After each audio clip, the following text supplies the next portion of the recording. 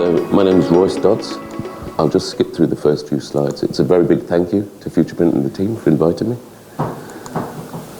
So the secret of getting ahead is getting started. It's a Mark Twain quote, and it was something I realized in big corporations. There's a great phrase, we've always done it that way. And they don't like to change, they don't like to evolve sometimes. They really like to pump out their cubic meters of wood, but they're very risk averse. So this thing to me was, or this statement was actually very poignant at that time. But also, yesterday is history, tomorrow is a mystery, today is a gift. That's why we call it the present. Anybody that knows the German language also knows that gift is poison. So today, in this field of AI, some people would think, oh, it's a poison, my job's at risk. I'm not going to do it at all. I'm so averse to AI, I don't even want to know about it and talk about it. AI is not new in the fact that it's creating data through light, through sources, through words. These two photographs. So this is a very famous photograph, and it was actually retouched to create this photograph. This wasn't actually the president's clothing at the time. It was actually the photographer's clothing. It just so happened that the photographer was better dressed than the president. So this is one of the very first, for me, one of the very first terms of manipulation. And that's what AI is. It's a manipulation. And somebody asked me, could I explain what AI is some weeks ago in 15 minutes? And yeah, it's actually not easy. And I remembered this book, You Can Teach a Kid to Ride a Bike at a Seminar, and it went through my head. Trying to teach somebody something in such a short space. So I thought, okay, the best way is to start a conversation. But also this book teaches you about sales and the human interaction, and it's exactly what AI is. AI is not just machine learning and machines and computer programming. It's about human beings and their interaction with data. So, for the past 20 years, I've worked in the decorative industry for Kronospan and Egger Holzwerkstoff, and they're the two largest wood manufacturers on the planet. And in the design studios, they haven't been aware, but since 2012, in Photoshop, AI has been built into it. So to create or to manipulate images, AI has been in this software for such a long time, but no one really knew about it. So in 2010, we did the first digital print decors, and this image here was a globe of metal effect, and it was actually used creating an AI application at the time. And this is their recent print file. So that was my very first print job for Egger, and that was my last design job for Egger. And this is actually printed on OSB boards.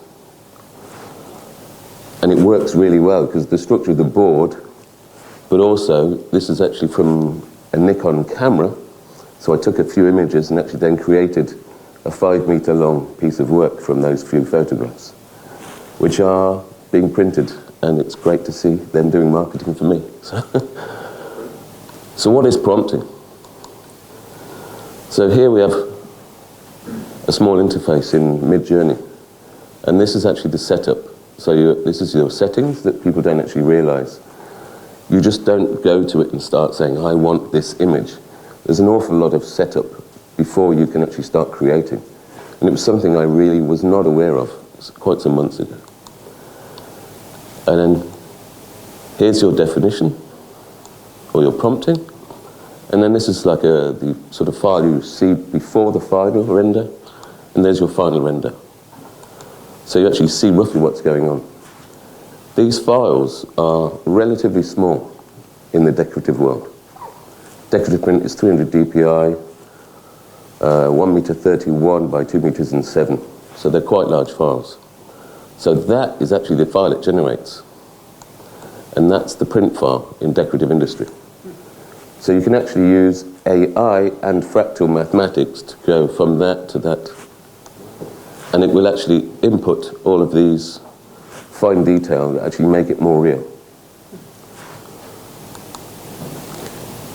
Also, the original file sizes some months ago were 4731 by 72 dpi. And now, over the past couple of weeks, they've actually enhanced their ability to expand that image when you're creating it. So you've now got 94 by 63 at 72 dpi, and 1 meter 89 by 126 at 72 dpi. That's happened in 7 months. This 7 months time frame is exactly this. And this is a 20-year time frame. It's taken my very first digital camera, the last Nikon Z6 camera. It took 20 years to develop those megapixel differences, and AI has been 7 months. So when people say the images aren't good enough, they haven't got the quality we need, well, it's jumped, it's really leaped, and the quality is there, it's usable. So I'm a great sci-fi fan, and I love Blade Runner, and I love replicants. So I came up with the term generative replication instead of copy or clone, to sort of go around the nice wording often used in the decorative industry. You've copied our data. Well, no, I haven't. I've generatively replicated it. There's a subtle difference. So this was the very beginning. This is one of the very first designs I did, and it was prompt engineering, and that is actually putting words. Words are very important in the way you use them. So prompt engineering is actually putting your words for a descriptive idea about what design you would like to see. And this is generative replication, and the quality difference is just enormous. They're both using AI. One is using standard AI applications, and one is using like an in-house version. So generative replication is this the source or the AI, or is this the AI or the source? So one is the source material and one is the AI version of that. So it's a nice play to see, and a nice challenge for some people. A lot of people in the design industry will go, oh, I can spot it straight away. But they don't. It's quite fun, really. This is the old way of producing print on cylinders, 1 meter 31 in circumference, means your report will always be repeated constantly. So if you've got an ast here, in 1 meter 31 it will be exactly the same position every time. So when you have a nice area, a nice surface area, you're going to see this repeated constantly. But AI can take you from 131 to 262 or 562. These are the board sizes used in decorative industry. But what it means is you go from this, that's the traditional way of doing it, so you see the same repeat on each file here, and you then go to this. So there's no two pieces that are unique. Are the same. They're actually all unique. So these are the flooring panels, and this is the original way of doing it, and this is the new way of doing it. And this is where digital print comes in brilliantly. It helps enhance the natural ability of your product. You've got a flooring, you've got your flooring space, and instead of having 36 repeats on a 100-meter room, you've got 9 repeats on a 100-meter room. Even Egger, in their own showroom, have 9 boards next to each other, and they're all the same. And I'm embarrassed, to be honest, about that, because I just wouldn't allow it. So this is the way of doing it. So it also, AI will allow you to create the endless file for the digital print. It is not the case that the designer is no longer needed in the repro department. Of course they're needed, but you will see AI really has the ability to create these files ready to print. And there's a close-up. So Egger had a great line of more from wood. I always believed a company that size was actually more from people. But I actually now like the term more from words with AI. It really depends on your wording, what you put in, and what your ability is to understand the product that you want to generate. I'm going to skip some of this because I'm trying to get you all to lunch. So again, a recap is your benefits to digital print are going from 131 to 262 to 562, larger wall panels, more decor range, utilizing generative replication. One last thing. It's not Steve Jobs, this is Columba. Does Does this always work? The answer is nope. I put in a prompt for oak flooring and actually got that. And what's actually quite amusing is, even more so, if you look at his knees. This guy's got a double whammy because his knees are holding up the weights. And that's AI, sorry. AI will give humans often an extra finger, a horse an extra leg. And there's no odd jokes about that, but it's just that it doesn't understand what humans are. 5 fingers and it forgets the thumb.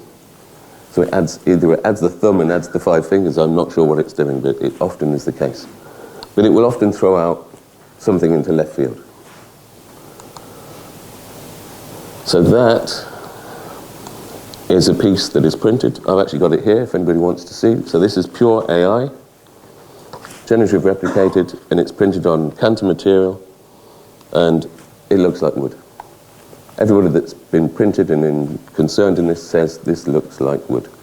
It doesn't look fake, it doesn't look false. So your ability is, when we were talking about saving time, you go from trying to create these 5 meter 62 lengths of design, which takes about 10 weeks. I can do 1 meter or 262 in 8 hours. So it's a real time saver. And they're really 300 dpi in range. And it's a nice sort of way to understand what the future could be for digital print in the source material, not in print jobs. So I always like to end on a little thing to let people really think about technology. You know, are humans fallible?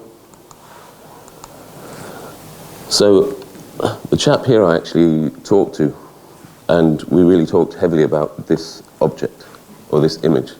So this image, if you look at the spheres here, some of you might see, some of you might not see. I'm just curious if people see 2 or 3 different colours in the spheres. The good thing is here, there's 1. It's only 1. And it really is, it's about the saturation of the inks and the influence they have between each other. And this is, to me, a great example of what AI could be. You can be fooled into thinking, okay, you know, this is not a thing for me, but any marketing department should be looking at this. You're looking at it brilliantly, really. My wife's a translator, so she fully understands all that linguistic aspect of things.